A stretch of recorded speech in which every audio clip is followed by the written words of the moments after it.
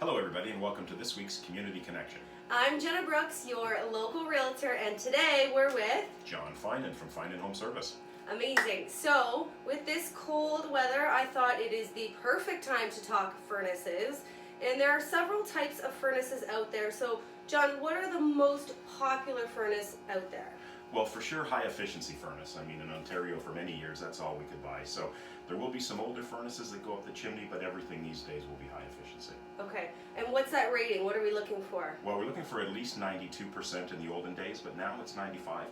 Okay. So and as a homeowner, how can you tell? Like, what do you look for? For high efficiency, plastic pipe coming off the top. Okay. So if it's plastic pipe, that means it's taken as much heat as possible, put it into your house, and it's low temperature carbon monoxide going outside. Okay.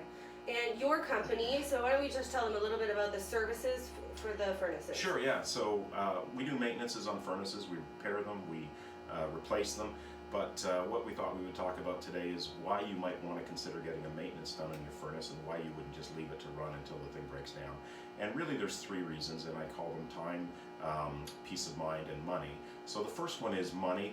If you can have it repaired during regular business hours and have parts changed under warranty, you're going to save yourself a good deal of money. And if you set up a maintenance plan with a company, you're sort of making an agreement that you're going to call them when the need is arising and giving them the ability to schedule your maintenances at a time when it's a little bit slower for them. And that benefit they'll pass on to you in terms of savings. So at our company, for instance, you know, it's about 20% cheaper to get a maintenance done on a plan, and we give benefits for 10% off for our plumbing or electrical services as well.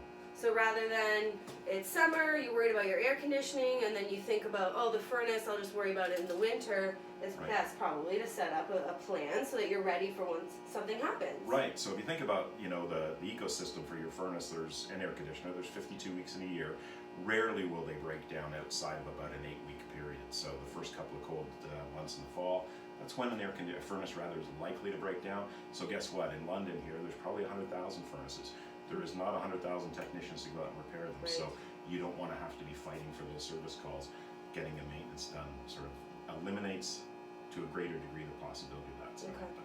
Okay. And what is the number one issue when it comes to furnace breakdown?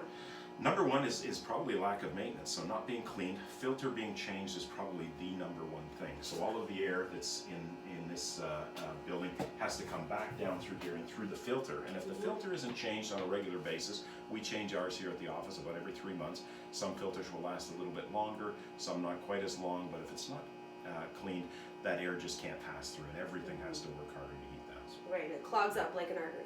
Exactly, yes. Not quite as bad as a heart attack, but it's not for your so house, good. a heart attack for your house. That's right. Okay, right on.